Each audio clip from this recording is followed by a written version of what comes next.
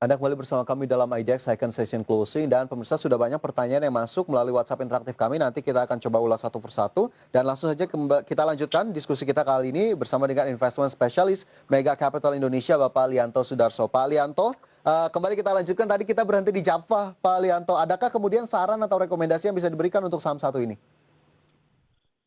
Ya, kalau tadi kita lihat sentimen fundamentalnya seperti itu ya. Sekarang kalau kita lihat teknikalnya, sekarang itu Java memiliki level support di 1.500. Ya. As long as dia bertahan di atas 1.500, ya, dan dengan resisten terdekatnya itu di sekitar 1650 sampai 1.700, I think masih layak untuk dikoleksi sih, begitu. Oke, Tapi layak dia akan ada sedikit sideways range dulu ya, di sekitar 1.500 sampai yaitu 1650 sampai 1.700 begitu.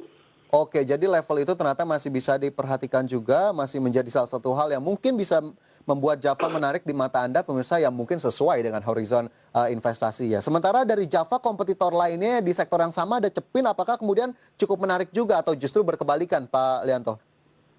Ya, saya rasa kalau lihat valuasinya memang Java lebih menarik ya daripada Cepin ya, karena Cepin diperdagangkan udah cukup memang mahal in terms of PE rasionya dibandingkan Java. Tapi kalau kita ngomong main memang bisa dikatakan mungkin laba pertumbuhannya tidak sekuat yang lain. Jadi menurut saya di antara tiga itu Java lebih preferable sih. Oke, jadi memang dari analisis Pak Lianto adalah Java terlihat menonjol begitu ya dari sektor ini dibandingkan Main dan juga Cepin. Nah, itu mungkin juga bisa Ya. menjadi tambahan informasi pemirsa untuk Anda yang memperhatikan saham di sektor poultry. Sementara itu kita bergeser ke saham lainnya Pak Lianto. Ini kita coba lihat beberapa pertanyaan yang sudah masuk. Ada Pak Kris di Jakarta Timur. Selamat sore Pak Kris. Menanyakan saham Sido muncul, sudah punya di 751. Dan juga Vale atau Inco sudah punya di 6.232. Bagaimana kemudian saran untuk kedua saham ini dan support resisten terdekat? Kita ke Sido muncul terlebih dahulu, Pak Lianto, silakan. Ya, sebenarnya memang Sido muncul ini kalau secara valuasi memang bisa dikatakan udah nggak murah lagi ya. Oke, tapi karena memang dia termasuk yang sektor yang defensif, dan juga kalau kita lihat bahwa sepanjang 2021 ini harusnya orang juga masih memperhatikan kesehatan, ya harusnya dia masih tetap diuntungkan. Walaupun kalau kita lihat secara teknikal sekarang ini dia lagi mencoba berkonsolidasi ya. Kalau di sini kita bisa lihat level supportnya itu mungkin yang boleh diperhatikan oleh Pak Kris tadi di level 700 Pak. Kalau misalnya dia turun dari 700 itu berarti tanda-tandanya uptrendnya sudah patah Pak. Tapi kalau misalnya dia masih bisa naik lagi, I think ya kalau ke 850 itu bisa possible sih. Gitu. Oke, jadi konsolidasi ditunggu juga tadi level konfirmasi begitu ya, ada support di 700 bahkan yang harus dilihat hari ini Sido ditutup turun 0,68% di level 735, Pak Kris sudah punya di 751. Sementara dari Sido, Inco juga ditanyakan, Vale Indonesia sepertinya sektornya cukup berbeda. Untuk Inco ini seperti apa Pak Lianto? Ya ini saya rasa sekarang anything to do with nikel, timah gitu ya. Saya rasa kalau kita mau lihat purely dari laporan keuangannya yang terakhir, bahkan dari kapasitas produksi mereka itu semuanya udah overvalue. Tapi sekali lagi, bergeraknya saham-saham ini kan berdasarkan dari futures dari pergerakan harga komoditasnya, gitu kan. Kalau misalnya harga nikelnya naik kencang di dunia, ya pasti harga nikel juga harga Inco itu juga akan terpengaruh begitu. Tapi in overall sih kalau kita lihat secara fundamentalnya semuanya udah overvalued sih menurut saya semuanya ini. Oke, sudah overvalued. Jadi yang bisa diberikan sarannya untuk Pak Kris? Harus bisa trading yang secara objektif begitu ya. Karena ini udah tidak bisa dilihat secara valuasi lagi menurut saya. Oke, baik itu untuk Inco. Pak Kris, semoga bisa menjadi tambahan informasi untuk Anda dan bisa menjawab pertanyaan dari Anda. Sementara ada penelpon yang masuk kali ini. Selamat sore. Giantoro Bandung, Pak. Ya, selamat sore Pak Giantoro. Apa yang ditanyakan? Silakan. Selamat sore Pak Lianto. Saya cuma tanya satu saham Antam, Pak.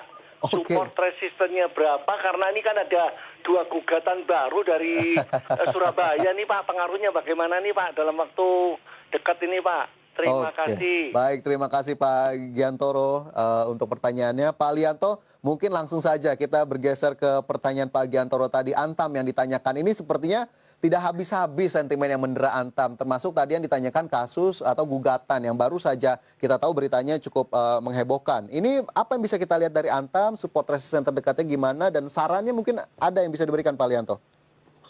Ya, kalau Antam ya sama sebenarnya seperti saya tadi seperti ngomong info ya. Karena harga nikel ini kan semua naik karena temanya green technology. Kalau khusus untuk Indonesia sendiri, di mana kita tahu bahwa Indonesia kalau misalnya semuanya lancar, kita akan menjadi salah satu tempat resources di mana pertama kali elektrik baterai itu diproduksi. Gitu. Nah, kan masalahnya begini. Sekarang realisasinya bagaimana begitu? Saya rasa masalah gugatan Antam itu tidak berpengaruh banyak lah. Tidak tapi signifikan.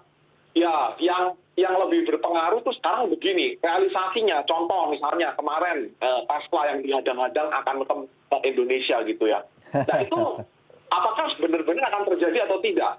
Karena signing MOU itu bukan berarti saya setuju. Begitu. Nah itu yang harus investor perhatikan ya. Nah, jadi kalau melihat seperti Antam seperti ini, ya sekali lagi kalau kita lihat produksinya terakhir, terus laporan keuangannya terakhir, ya memang dia dibantu revenue-nya naik dari harga nikelnya, oke.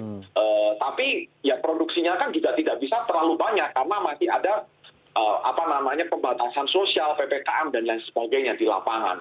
Begitu. Jadi kalau kita mau lihat praktikal aja sekarang menurut saya level yang harus diperhatikan terlebih dahulu itu mungkin sekitar 2.500 deh. 2.500 yang bisa diperhatikan untuk Antam begitu ya. Apakah sementara resisten terdekatnya ada? Ya, jadi kalau di 2.500 itu kan dia kalau misalnya membentuk itu, kita bisa lihat dia itu udah kayak membentuk double top ya. Kalau kita di technical. Nah, kalau ini double top ini jebol, nah ini bisa on the way, bisa mungkin ke 2.300 atau bahkan mungkin 2.200 begitu. Oke, nah untuk resistennya ya kita bisa perhatikan mungkin level terdekat di sekitar mungkin level 3.250 sampai 3.300 lah. Oke, nah, itu juga bisa diperhatikan Pak Giantoro beberapa level, terutama support tadi ya, beberapa stage yang bisa diperhatikan, analisis dari Pak Alianto untuk Antam, semoga bisa menjawab pertanyaan dari Anda. Ya, karena untuk fundamental udah agak susah, jadi ini is about the fear and the greed aja dari investornya. Oke, baik. Jadi mungkin bisa dikombinasikan begitu ya untuk Anda juga pemirsa bagaimana kemudian melihat sisi fundamental dan tentunya teknikal. Sementara dari Antam kita bergeser ke pertanyaan Pak Andi di Jakarta selamat sore yang menanyakan saham Indah Kiat Pak Alianto sudah punya di 13.500. Ini analisisnya seperti apa untuk INKP? Oke, untuk INKP sendiri sih menurut saya masih cukup menarik ya. Karena memang kalau kita lihat ini kan harga top terus naik, apalagi kalau kita tahu bahwa sepanjang PSBB ini, sepanjang mungkin lockdown dari tahun kemarin itu banyak orang yang menggunakan parcel, paket begitu kan ya, otomatis ini akan menaikkan permintaan dari pulp and paper sendiri begitu. Nah jadi kalau tadi di 13.500 ya. Ya kalau 13.500 dan kalau kita lihat hari ini INKP tutup di level 13.000 ya. Iya betul. Oke, so I think mungkin kalau dari secara teknikal, ini masih uptrendnya masih cukup kuat ya. Tapi mungkin level support yang pertama kita mau perhatikan itu sekitar 12.450 dulu, begitu.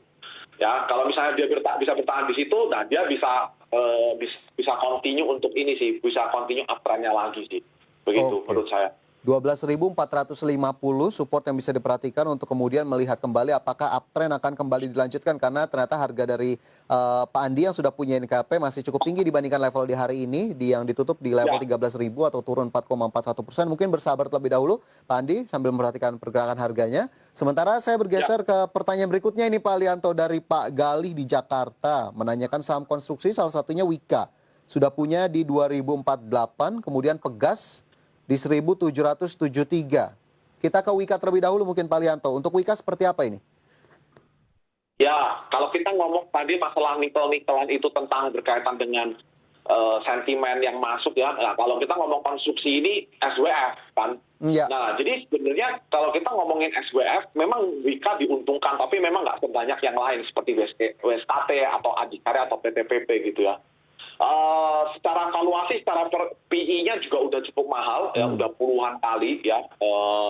Dan mungkin kalau mau diperhatikan level yang boleh kita perhatikan ini di 1850 sih supportnya yang bisa menentukan apakah dia ini malah cenderung downtrend apa malah cenderung sideways begitu. Oke, 1850 level support untuk konfirmasi untuk kemudian tren lanjutan dari Wika yang hari ini ditutup dalam 6,67% ini minus ke level 1960. Baik, itu untuk Wika. Sementara untuk Pegas Pak Lianto kita nanti lanjutkan usai jeda. Pemirsa jangan beranjak dari tempat Anda, kami segera kembali.